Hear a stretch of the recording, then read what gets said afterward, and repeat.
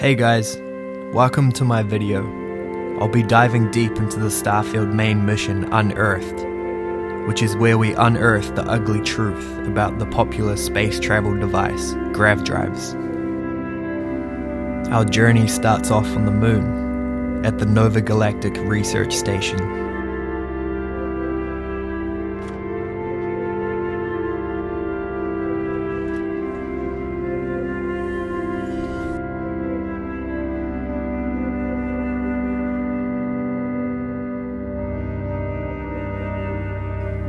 As I enter the facility, I notice a computer that instructs me to listen to an audio log on the roof.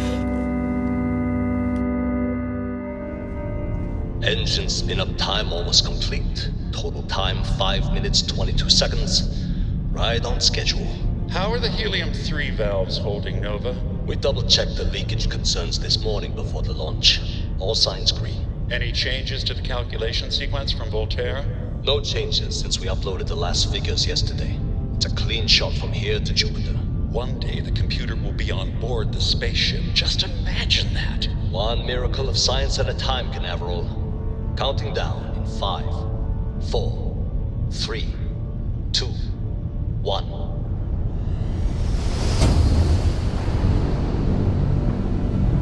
Canaveral, are you reading? All clear, Nova. Indicators look good. The ship should be cruising Jupiter's orbit right now. Visual confirmation will be possible in 32 minutes. Afraid the speed of light is on the slow side these days. How does it feel to break the laws of physics, Canaveral? We're all pretty excited down here in NASA, I won't lie. Excited enough to tell me where you got the original data? Not in a million years, Nova.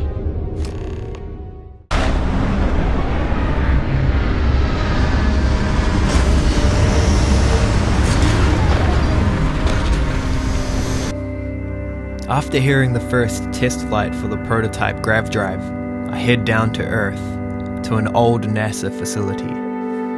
It seems that while the Grav-Drive was first in development, they had two facilities, one on the moon and one on the Earth. I start exploring to find answers.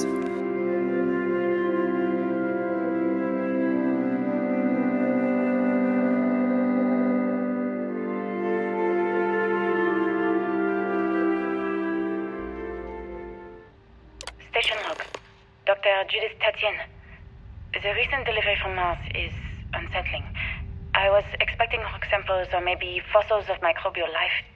Instead, Dr. Victor Isa comes with two members of the military. Everything they brought back is under wraps.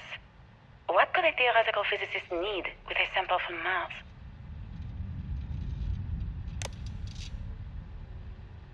Station log. Dr. Judith Tatian. I've been trying to cozy up to Dr. Isa, Victor, to see what is going on. His team has completely commandeered one of the labs with those two military handlers, checking who comes in and out. I joked that maybe he found a little gray man and was doing an autopsy, and he grew very pale. 2 days later, he sends me a request asking for more information on my background in materials science, metallurgical engineering. We have a meeting tomorrow. I think I'm being invited into the lab. Station log. Dr. Judith Tatian. I have never been so nervous since I defended my dissertation.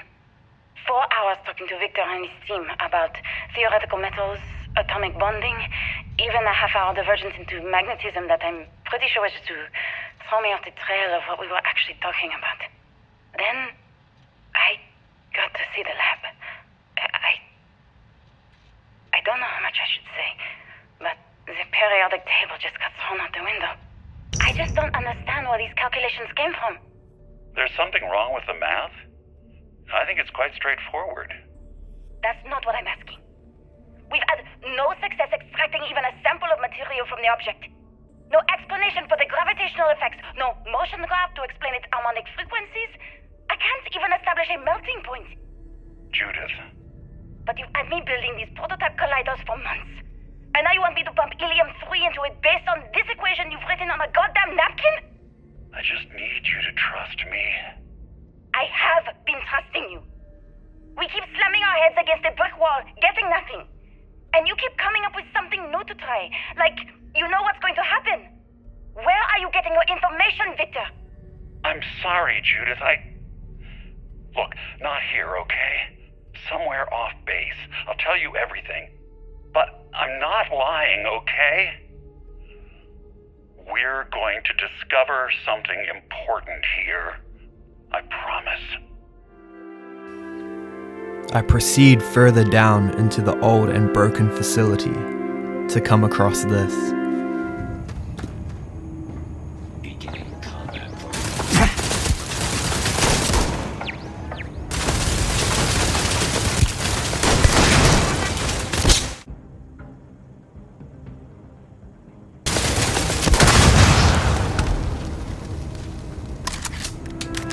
After dealing with the still active and deadly security system, I continue exploring. Project Log, Dr. Victor Isa. We turned on the prototype today. The gravitational field around it began to fold as we long suspected. Complete reversal of gravitational pull was observed on dozens of loose objects around the lab. I'm setting up a meeting with the directors to propose a larger test. The prototype proves we don't need the original anymore, but further work is going to have to take place in space, somewhere with abundant helium-3 and with a civilian partner, someone with access to large-scale manufacturing resources and computational equipment. Engineering gravitational folds pulling the far side of the solar system closer to us, it's all going to be possible. Project Log, Dr. Judith Tatien. I watched the Grav-Drive tests from the moon today. It was the first time we were able to talk to the team at Nova Galactic directly. So many things were under wraps before, but now everyone wants all the publicity they can get. I'm already seeing proposals for manufacturing androids of drives, expeditions to Alpha Centauri and beyond. It's also overwhelming and worrying. It could take years, decades, before we know what all the side effects of operating a Grav-Drive can be. But no one wants to hear that right now. Like a bunch of pioneers racing towards the edges of the frontier without knowing about the grizzly bears in the mountains.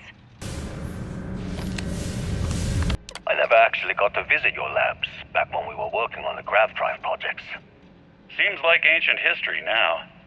Only thing we're doing these days is launching weather satellites.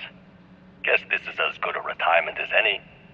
Now, Project Demeter, you want our help manufacturing scanners to better track these new meteorological patterns we're seeing.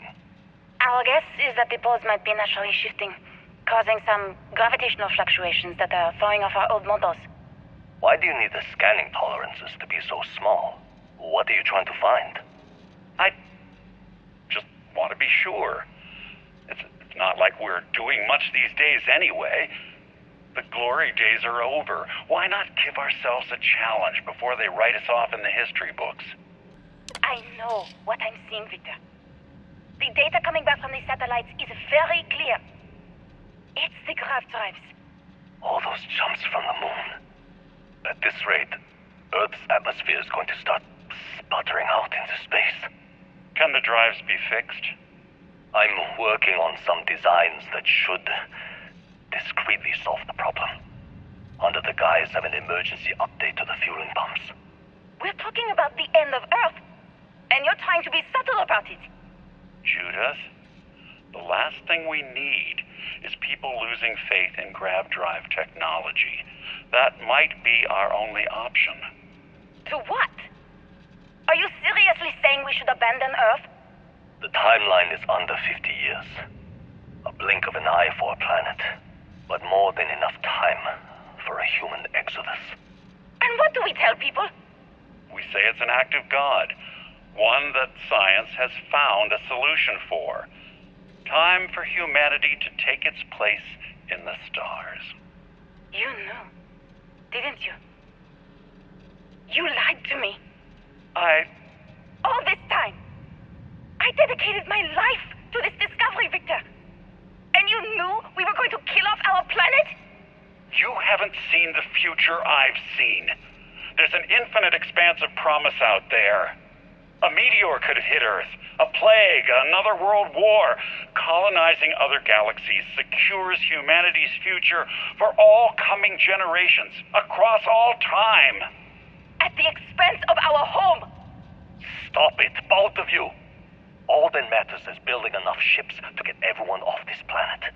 And we need to start now. I'll draft up a statement.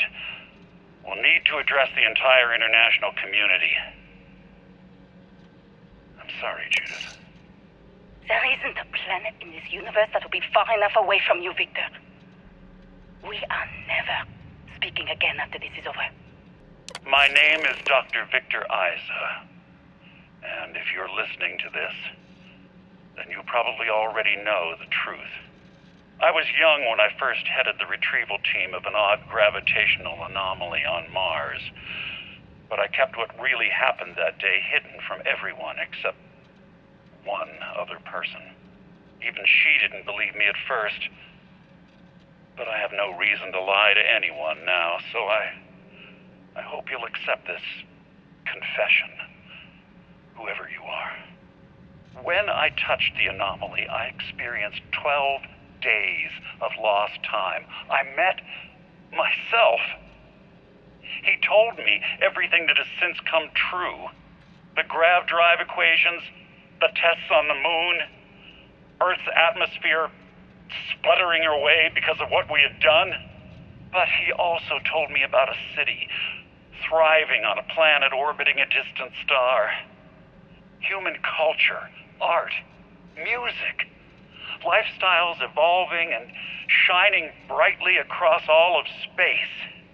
What price would I be willing to pay for that future? Maybe you don't believe me. Maybe Judith was right and I'm just a coward who wants to believe his mistakes were justified.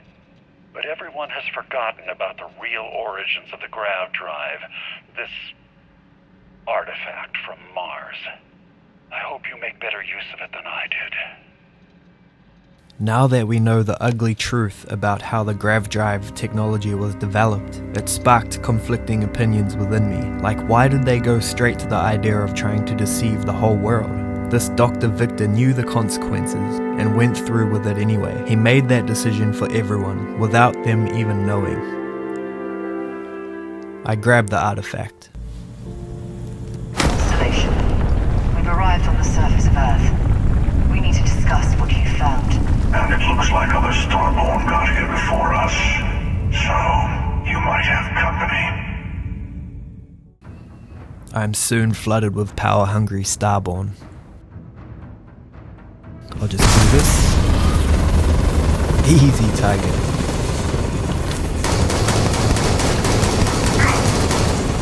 Whoa, whoa. Where are you going, mate?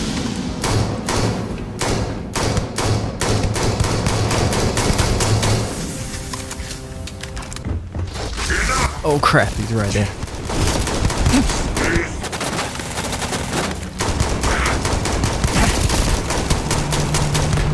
Come on, reload.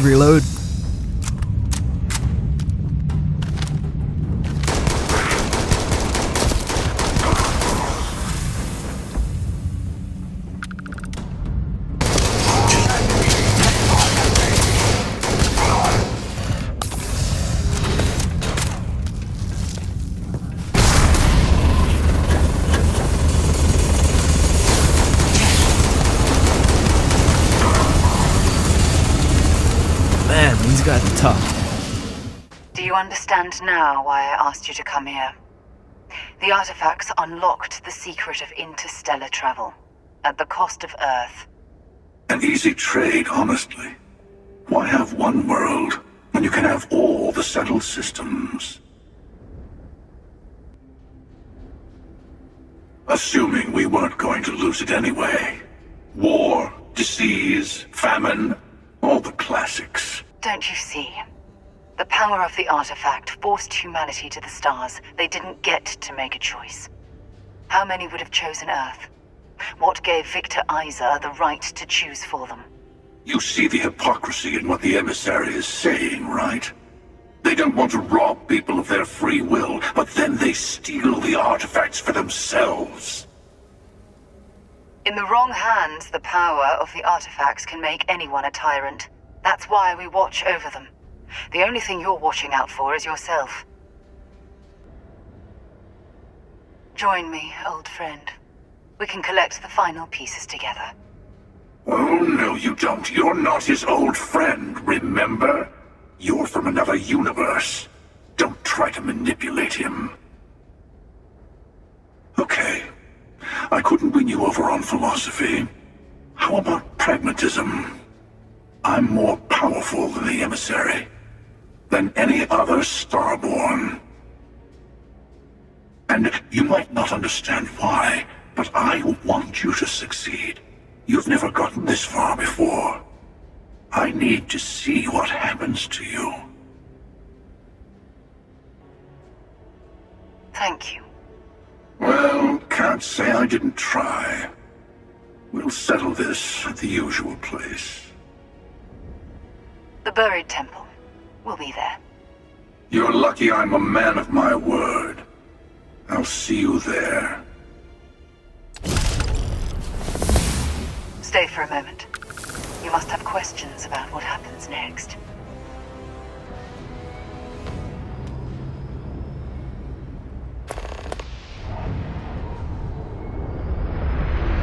There's always a final artifact in a specific temple.